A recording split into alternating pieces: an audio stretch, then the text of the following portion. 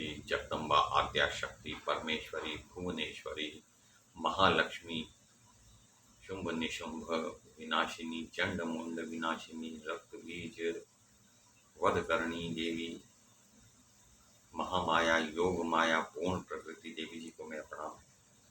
तो हम लोग श्रीमद् देवी भागवत पुराण के छठे स्कंध में नारद और पर्वत के संदर्भ में पढ़ रहे हैं कि दोनों ब्रह्म ऋषि माने हुए ऋषि नारद जी को कौन नहीं जानता।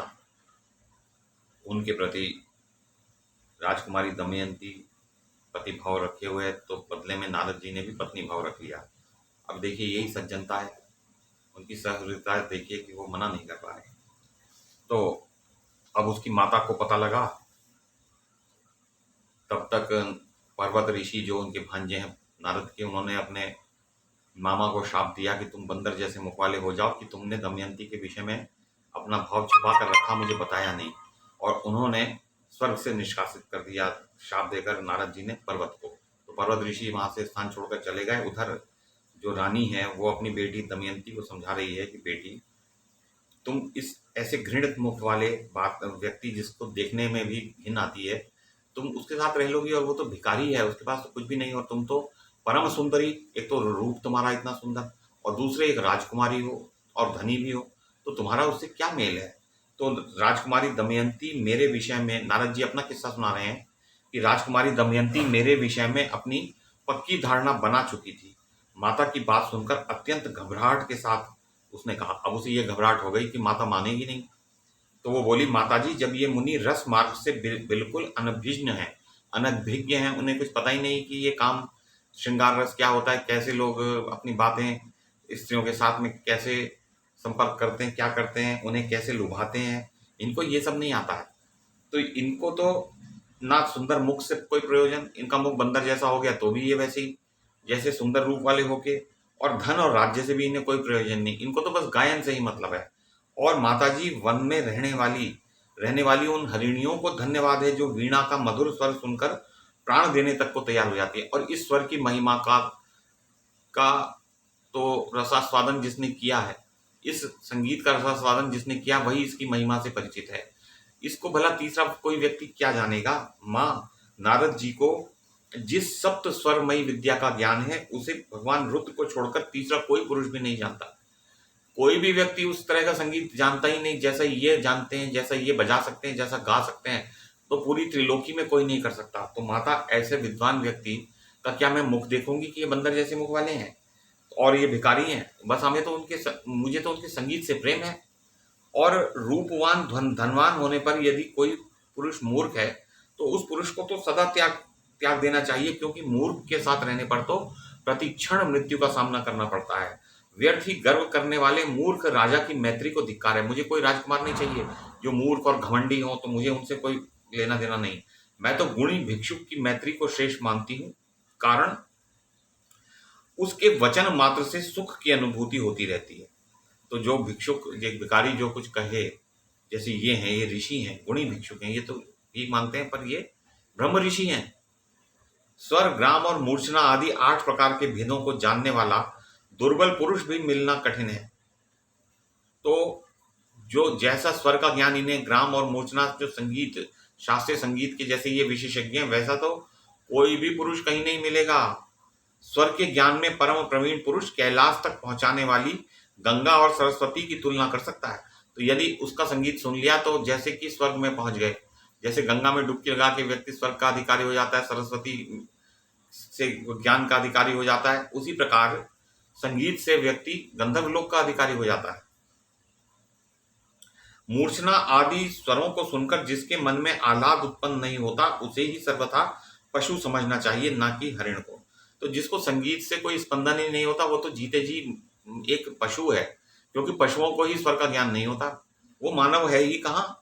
तो मैं तो विषधर सर्प को भी श्रेष्ठ मानती हूँ कि वो संगीत पर अपना झूमता तो है। वो तो एक अलग बात है कि वो एक अलग कारण है कि वो समझता है कि आक्रमण हो रहा है, तो वो सावधानीवश ऐसा करता है। पर बात तो यह है कि एक लोकोक्ति है, कारण कान न रहने पर भी मनोहर नाद सुनकर वह सर्प मस्त हो जाता है। कान वाले मानव यदि मनोहर नाद सुनकर हर्षित नहीं होते, तो उन्हें धिक्कार है। बालक भी उत्तम स्वर से गाए हुए गीत को सुनकर प्रसन्न हो जाता है। इस गान के रहस्य को न समझने वाले वृद्ध तक अधम समझे जाते हैं। क्या मुनिवर नारद के इन अपार अप्रतिम गुणों को पिताजी नहीं जानते? नारद ऋषि को नहीं जानते वो कि वो ब्रह्मा जी के पुत्र हैं? त्रिलोकी में नारद के समान सामवेद का दिव्य गायन करने वाला दूसरा कोई भी नहीं है। ये सामवेद को जिस स्वर में गाते हैं वो दिव्य स्वर है। देवता लोग भी ऐसा नहीं गा सकते। तो क्या मैं उनका बंदर जैसा मुख देखूंगी या उनके संगीत की विशेषज्ञता और योग्यता को देखूंगी? अतएव मैंने अच्छी प्रकार समझ बूझ कर ही इन मुनि का वर्ण कर लिया है। सुप्रसिद्ध गुणी इन मुनि के मुख की आकृति पहले बंदर जैसी नहीं थी। बाद में शाप के कारण इनका मुंह ऐसा हो गया है, और वह भी मेरे कारण हुआ है। मेरे कारण ही तो शाप मिला, और मैं इनको छोड़ दूं, ऐसा नहीं होने वाला है। अतः मैं दूसरा विचार कैसे कर सकती हूँ? किन्नर घोड़े जैसे मुख होने वाले पर भी किसको प्रिय नहीं होते? अब जो किन्नर लोग होते हैं, किन्नर गण जो कि संगीत में रुचि रखते हैं, गंधर्व जैसे किन्नर होते हैं, उनका मुख भी तो घोड़े जैसा ही होता है, पर उनको सब अच्छा मानते हैं।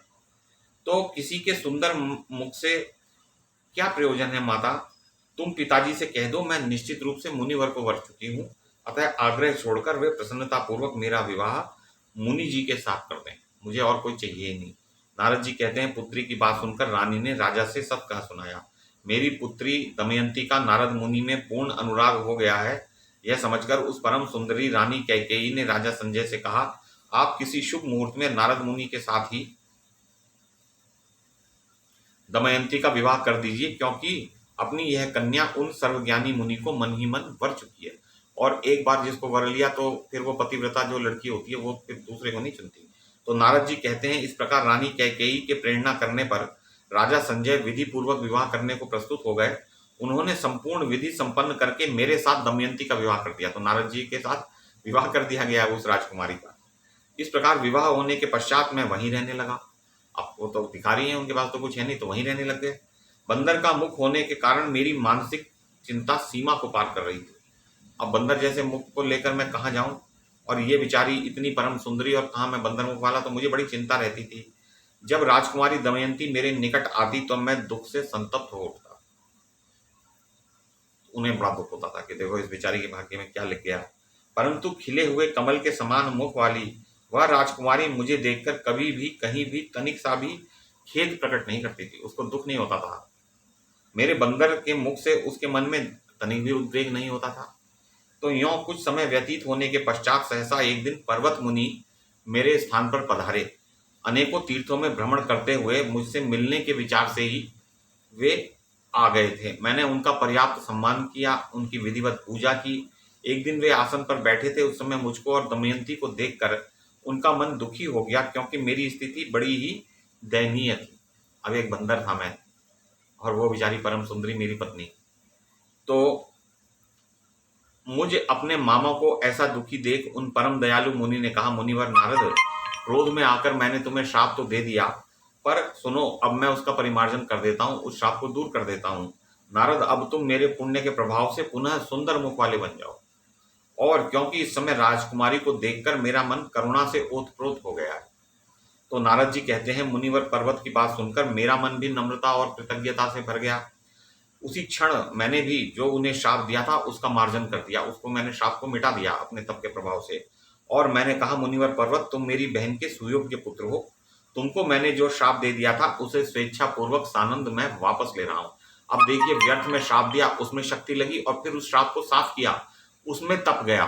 तो देखिए, तपस्या करने वाले मुनियों को मोह हो गया, और उन्होंने श्राप में अपना मूल्यवान तप व्यर्थ कर दिया। अतः तुम तो अब उन्होंने पर्वत ऋषि को जब ये कहा तो वो स्वर्ग को जाने के अधिकारी हो गए, स्वर्ग को चल दिए। फिर तुरंत पर्वत मुनि के कथनानुसार उनके देखते देखते ही मेरा मुख अत्यंत सुंदर बन गया। अत्यंत सुंदर मतलब वो भी सुंदर हो गए। अब राजकुमारी के हर्ष की सीमा नहीं रही। उसने तुरंत अपनी माता से कहा, माँ, तुम्हारे परम तेजस्वी जामाता अब सुंदर मुख वाले बन गए हैं। पर्वत मुनि की आज्ञा के अनुसार उनके शाप से इनका उद्धार हो गया है। पुत्री की बात सुनकर रानी ने राजा से यह प्रसंग कह सुनाया। सुनते ही राजा संजय परम प्रसन्न होकर मुझे देखने के लिए वहां पधारे। उस समय उन महाभाग नरेश के मन में अपार आनंद हो रहा था कि भाई मेरे जमाई ठीक हो गए, मेरे दामाद जामाता। उन्होंने मुझे उपहार में बहुत सा धन दिया और भागिने भागिने मतलब भांजे पर्वत मुनि को भी सादर उपहार समर्पित किया। मेरे जीवन में ये इस प्रकार के और भी प्रसंग घट चुके हैं। नारद जी कह रहे हैं कि ये मेरे अनुभव से तो ये महामाया का ही प्रभाव एवं महात्म्य है कि मैं इस तरह के एक प्रसंग में पड़ गया कि एक लड़की, एक राजकुमारी, भला बताइए ब्रह्म ऋषियों को जो ब्रह्मचर्य पूर्वक अपना जीवन व्यतीत कर सकते हैं, उन्हें विवाह से क्या लेना। विवाह तो एक बांधने वाली जंजीर है, उसमें भी वो सहवास में पड़ेंगे तो उससे उनका परलोक तो वैसे बिगड़ जाएगा। तो माया के गुण से विरचित यह संसार बिल्कुल असत है, झूठा है। इसमें आसक्त होकर रहने वाला प्राणी ना कभी सुखी हो सका है, ना है, ना होगा। जो प्राणी संसार को ही सत्य मानकर इसमें सुखी होने का प्रयास करेगा वो कभी सुखी हो नहीं सकता। यह आध्यात्मिक नियम है, क्योंकि संसार कभी हुआ नहीं। नियम ये है, तो जो हुआ नहीं उसमें सुखी कैसे कोई हो जाएगा। काम, क्रोध, लोभ, मत्सर अर्थात जलन, ममता, अहंकार और मद ये सभी असीम बलशाली हैं। इन पर किसने विजय पाई है। मुने, सत्व, रज और तम ये तीन गुण ही प्राणियों के देह धारण करने में कारण होते हैं। व्यास जी, एक बार तो मुझे अनायासी स्त्री हो जाना पड़ा था जबकि मैं भगवान विष्णु के साथ वन में घूम रहा था। तो ये व्यास जी उनसे सुनेंगे कि आप स्त्री कैसे बन गए नारद जी। तो नारद जी के साथ इस प्रकार की जो हंसी टिटोली वाली घटनाएं घटती रहती हैं और एक मनोविनोद भगवान करते हैं उनसे, उन्हें स्त्री बनाकर। तो ये प्रसंग हम कल पढ़ेंगे। भगवती महामाया जगदम्बा आद्या शक्ति परमेश्वरी भुवनेश्वरी योग माया पूर्ण प्रकृति महालक्ष्मी देवी जी को मेरा प्रणाम है।